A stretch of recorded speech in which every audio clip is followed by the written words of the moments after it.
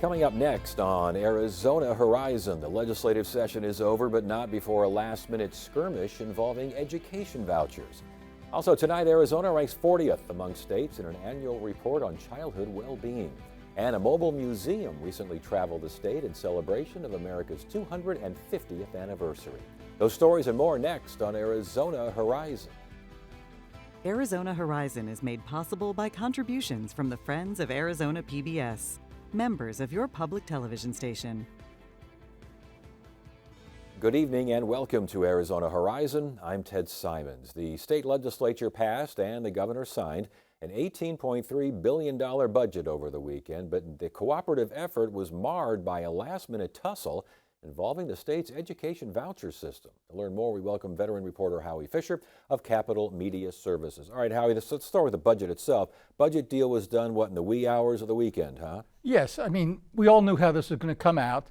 The governor's already claiming credit for the entire $1.4 billion that she never really wanted in the first place, which is basically the Trump's big, beautiful bill tax cut. She got a few things. She got a temporary suspension of new tax breaks for data centers, which freed up some money for some things like summer school lunch programs and a few other things. There was a few policy changes, but essentially it was pretty much what the Republicans wanted from the beginning. Yeah, it kind of sounds like that, and I want to get to more of that in a second here, but we've got to talk about this last-minute intrigue involving ESA's initiatives, what goes on the ballot, what doesn't, who agreed, who didn't. What's going on here? Well, I love how you refer to it as a skirmish. I think street fight might be, or a brawl might be better. As you know, we've had vouchers in Arizona since 2012. Originally, it was for kids with special needs. They kept expanding it. In 2022, it became universal vouchers, which meant the program ballooned from 12,000 kids to 100,000 and $1 billion price tag. Arizona Education and Save Our Schools decided we want some sort of limits on this. We want a clear list of what you cannot buy. That lingerie is probably not a legitimate school expense. We want some more money for oversight. We want to make sure that you can't just bank the money and then carry it over for college, and to cut down on the folks who are sending their kids to parochial schools already and banking on the vouchers, a $150,000 limit. They're well on their way, if not already past the 259,000 signatures that they need. I think this scared the heck out of House Speaker Steve Montenegro. So he said, let's make a deal. I'll tell you what, I will put into law, without going to the ballot, some of what you want in terms of the list of the things that you can't buy, some additional money, and then maybe a $25,000 cap on what you can carry forward. Well, the Arizona Education Association said, sure. Only thing is, they didn't bother to notify Save Our Schools. They didn't notify the Democrats, their allies, and the whole thing fell apart. That's when it really got ugly, because what happened then is the Republicans came back and said, okay, we're not just going to fight you yes or no on your initiative. We're going to put a poison pill on here.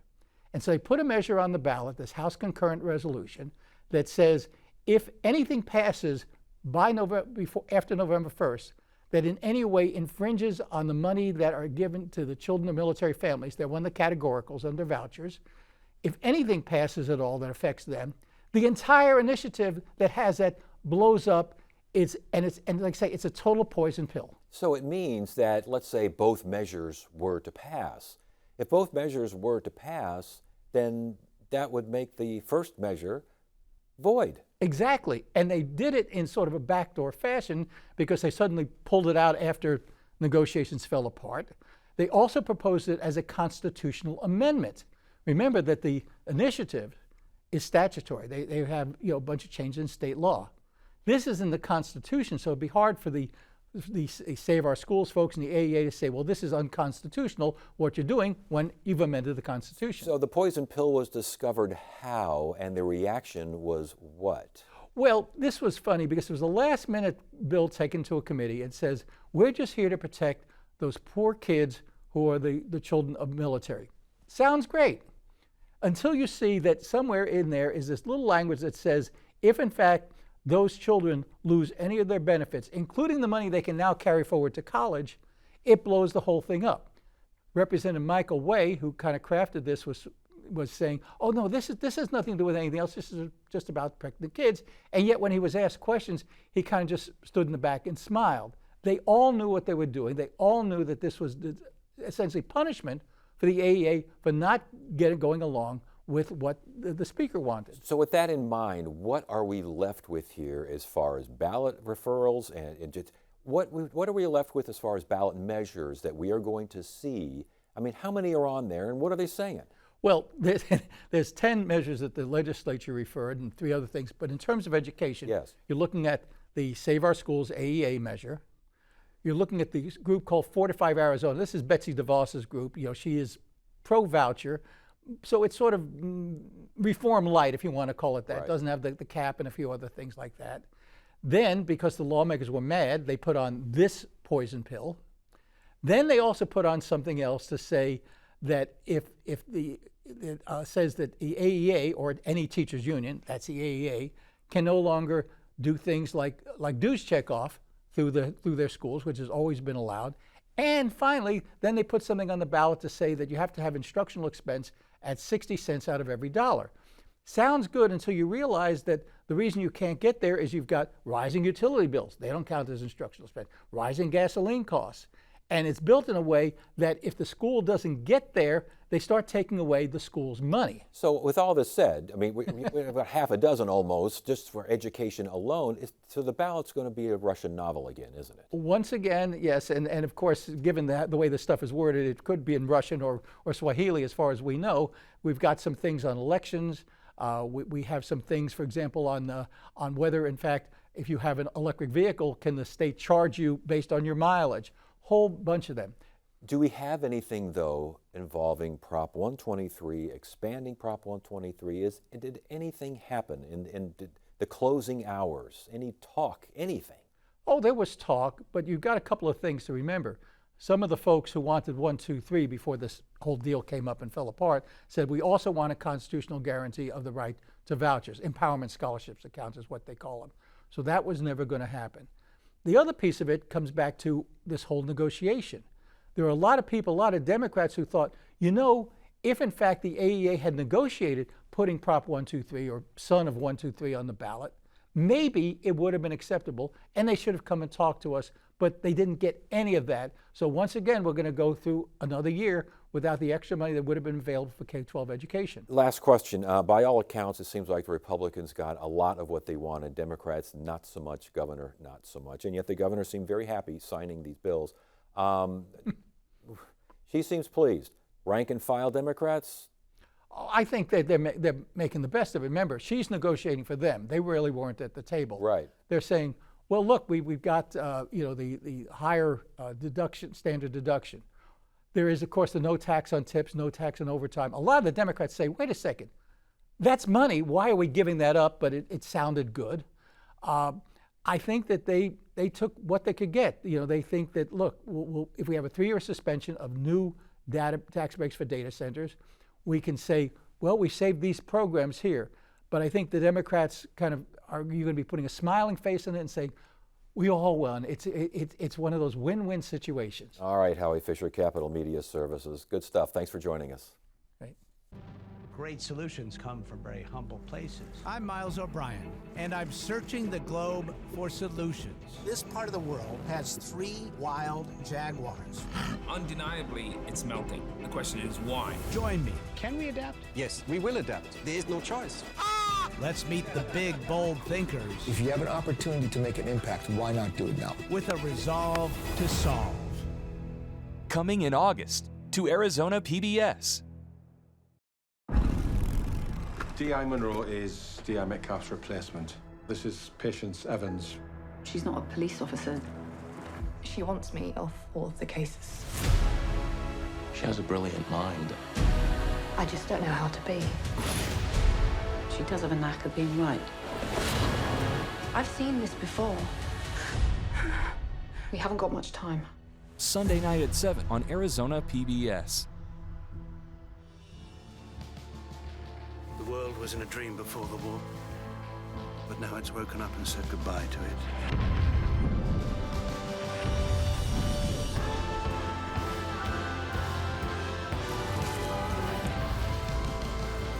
Tell him what's in your heart. Dear Lord, I beg you to keep him safe. Sunday night at 9 on Arizona PBS. The Kids Count Data Book is a yearly report that conducts state rankings for overall child well-being. And this year's report had Arizona ranked a modest 40th, which is actually a slight improvement from last year's ranking of 42nd. To break down the findings, we welcome January Contreras, Executive Director of the Children's Action Alliance. Good to see you again. Thanks for joining us. Thank you. All right, so first for the Kids Count Data Book, what are we talking about here? Kids Count Data Book is an annual report put out by a national foundation. There's a score and a ranking for every single state. They rank states against one another, and it focuses on just some of the elements of what does it take for a child to grow up and have a lot of opportunity in health and education and these things that can help them, be all that they can be. Health, family, education, economic well-being, all right. factors in there, huh? That's right. All right, so we're 40th. It's not so great there, January. But again, we're not 42nd, so I guess you no small favor there. Why are we continually in this count and similar counts so far behind? It is good news. We moved from 42nd to 40th. Obviously, our next goal should be let's get out of the 10 worst states in this country. What drags us down the most is education. We just heard a little bit about how education has become this political football in our state. It wasn't always that way, and we need to get past that. We need to stop divesting public funds from public schools so that every kid here that goes to a neighborhood school has everything they need for a quality education. We did see some decreases in childhood, kids living in poverty. Is that correct? Yeah. What was that? Why do you think that happened? Well, one reason is our voters often make the best decisions, and our voters voted for a minimum wage that is higher than in many other states. We do see that come into play. Big drop in people needing food assistance as well. Well, we have seen that food security, right, yes. is how they refer to that. That's hard to gauge right now because in Arizona, we know what we're going through. H.R. 1, or what's called the One Big Beautiful Bill, which is really just a real tragedy of legislation for kids and families, is really impacting. And we've seen 180,000 kids in Arizona lose food assistance. So we have a lot of work there. I was going to say, some of these numbers, the report dates back to 2024. Where did they get the numbers? How far back? So it's the most recent data available from yes. the census, which is going to be that 2024 data. So, we could see that particular metric fall even further. We will certainly see, as will the rest of the country, but right now in Arizona, kids here have lost the most food assistance. This was interesting. Healthcare, only one state had a higher uninsured rate for kids. Texas. Now we're actually third in the highest number of uninsured kids, the highest rate of uninsured kids. I want to acknowledge, we used to be double digits. Arizona, we've always been towards the bottom of that. A couple years ago, Governor Hobbs and the legislature, they passed an expansion of kids care, which is for those families that fall in the gap, working families. So, we're glad to see those policy changes, but we still have so much work to do, both to increase employer-sponsored insurance and public programs. In terms of education, I saw that preschool enrollment was way behind, reading and math scores below the national average. Are those reading and math scores with public schools? Are private schools included, charter schools? How do they get the numbers here? The data is national data, and so I couldn't exactly say which schools they're focusing on, but we are 47th in the country when you just take that education category out of the report. That's our lowest ranking score. So we have to do more there. I grew up here, I raised my kids here, I feel like they had all this opportunity, and now we just see, sort of schools being starved. Does it feel like there are areas of the state, as the numbers reflect, areas of the state that are doing better and or worse than others? Yeah, so we do a county snapshot every year, and it's really interesting. And we actually travel to different counties to discuss that with community leaders and community members.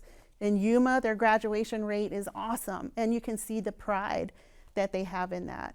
And in your rural areas, you have a higher rate of uninsured kids, oftentimes because there aren't the jobs available that come with health insurance benefits.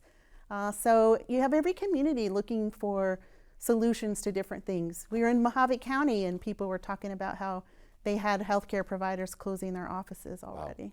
Wow. It seems like everything here, money is the underpin. I mean, it's the base of everything going on here. How do you ensure, let's say you find ways to get more funding, get more money, how do you ensure that it goes to the right places?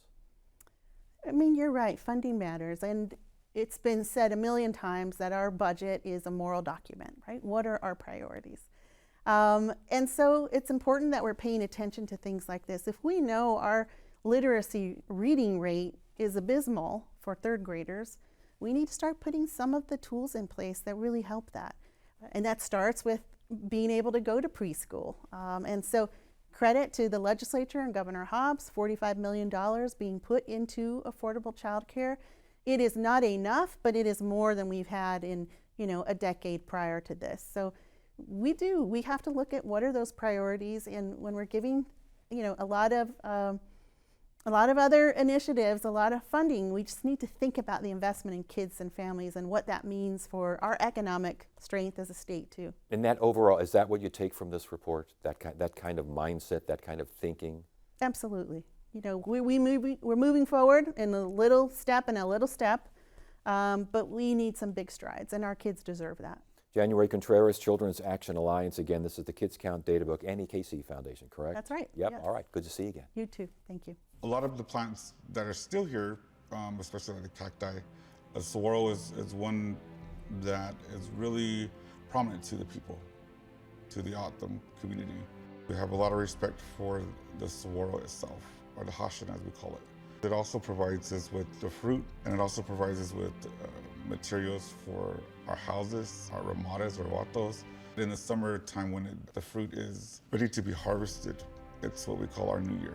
And it's to reflect on everything of the past year, but also to look forward into the coming year, to what's coming up. And just at this time, they would do certain ceremonies, whether in different communities or just within families. They would sing traditional songs to bring the rain. Because you live in the desert, we need the water, again, to survive.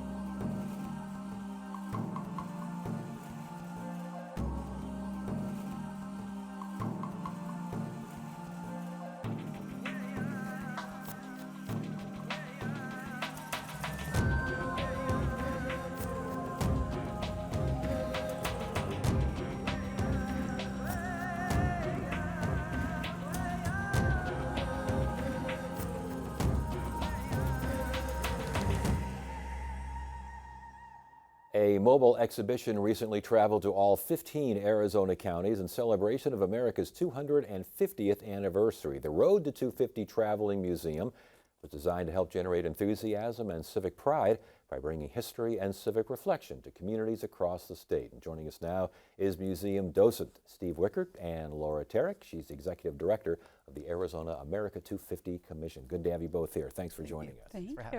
Laura, I'm going to start with you. The America 250 Commission, what is that? It's a governor-appointed commission housed out of the Secretary of State's office, and we have the honor of coordinating and planning statewide public programming in honor of the semi-quincentennial, our 250th. Yeah. All right, Steve. And now the Road to 250 Traveling Museum. You get to define that. I do. So we put together basically a mobile tour, which the centerpiece was the Arizona Liberty Bell that you see sitting out at the Capitol right now, in a new estate right now. And so, yeah, literally got to travel with that bell across the whole state. How big was it? A big truck? Was it what kind of vehicle? It was a tractor trailer. Yeah. Was it really? And it actually. There we go. Now we're seeing. Yeah. Yes. It actually expanded too. So there we go. Yeah. You traveled all over. All right, Laura, did this thing ever break down? It did not break? Look at that. It didn't break down, but I will tell a funny story that when we hit 100 in March, we gave those air compressors, the AC units, a run for their money. I'll bet. And there's the Liberty Bell again. And this was from February through April, correct? Mm-hmm. All right, Laura, how do you decide what to put in there with national history, state history, the whole nine? Well, how do you condense Arizona and American history? Yes. You know, it's a unique challenge. We worked with the Arizona Historical Society, the Arizona Memory Project, museum professionals, other stakeholders, to really put something forward that would be inviting and reflective and invite pride in Arizona. And we were just so thrilled with the response. And Steve, panels, videos, did you have interactive stuff in there as well? We did. We had, one side was dedicated to the national kind of story, and the other side was the Arizona story. On one side, we had an area where people can write about moments that made them as Arizonans or Americans, and we got the best responses from people across the state. Talk more about those responses. What'd you hear? We heard just a lot of pride in our country, a pride in being Arizonan, really loving our climate. That was another one. Just pride in being an American, and which was so refreshing to me. And again, Laura, this is like making the milestone accessible, like hands-on, one-on-one to everyone in the state. That's the goal here? That was really important to Secretary Fontes as chair of our commission, that this is something that, you don't just come to the state capitol to see, this is something that comes to you. No matter where you are in the state, there's something to celebrate, there's a way to get involved, and we were so proud to be able to take this on the road. There was like history and storytelling as well. Mm-hmm. How did that work? Well, I think, one of the things, it was Steve mentioned, the moments that made us, we also had our Dear America, Love Arizona postcards on board where people could share a reflection of what they love about our state, their thoughts on the semi-quincentennial, and we have those displayed at the state capitol, at state parks, just all over the place, and we've archived some permanently in the Arizona Memory Project, and those stories are so meaningful, people talking about long histories of military service and what brought them out to Arizona, or family legacies here, or what they hope for the future, and those are magical cards to read. When you traveled throughout the state and you hit a certain county, did you go to a particular place? Did you have something focused and targeted? It all depended. We were at libraries a lot. Mm-hmm. We were at convention type places. It just all depended on the community. Downtown Tombstone, that was a fun one. That was incredible. Tombstone, yeah. That thing in downtown Tombstone? Yeah. Tombstone, I mean, holy smokes. It was very dirty after. Yeah. But when it, Steve, I'll stick with you on this one. When it first started, what did you expect, and did what you expect occur? Yeah, I expected it to be popular just because of what was in it. It was, I was fortunate enough to be part of the team that put stuff inside of it, and so I think that was really kind of a call to people to come out, and every county was different. Every city had their own culture and their own ways of doing things, and coming back from it, I feel so much more American. I guess that's the way Yeah. to say it. Yeah, It yeah. was- It was a great experience. What about your expectations, Laura? Well, I really hoped that people would get excited about it and see themselves in it. That was one of our most important goals, is that this is something that all Arizonans can see themselves in and want to be a part of. And those were some of the really special moments in the trailer, when someone would come in and have a personal story. Like on the military panel, we talked about USS Arizona, and so someone coming in and saying, my grandfather served, or I have a family connection to that. Those moments were so connective and so powerful. So I would say, honestly, it exceeded my expectations. I mean, we just had such positive feedback, and especially bringing it to communities across Arizona. We heard the most wonderful things from our host sites of, we never get things like this, or thank you so much for bringing it here. That was so special. That's great. That's great. Hey, last question here, Steve, for you. With the mobile museum now, will it ever be mobile again? That's a great question. That's probably more for Laura. Parts of it will. Yes. Parts of it will. We're working on sending those panels around to the entire statewide library system so that it can live on. All right, you guys, congratulations. It sounded like you had a great time and a lot of good was done. Amazing time. Good to have you both here. Thanks for Thank joining you. me. Appreciate it. And that is it for now. I'm Ted Simons. Thank you so much for joining us. You have a great evening.